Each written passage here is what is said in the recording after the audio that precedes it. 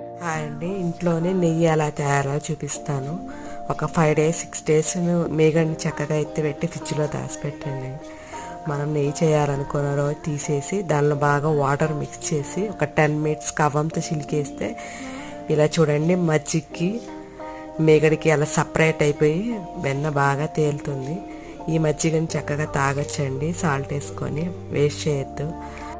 ఆ వెన్నని ఒక కడాయిలో వేసేసి పొయ్యి మీద ఒక 10 మినిట్స్ చక్కగా దగ్గరుండి కలబెడతా ఉంటే చూడండి నెయ్యి సపరేట్ అయిపోతుంది.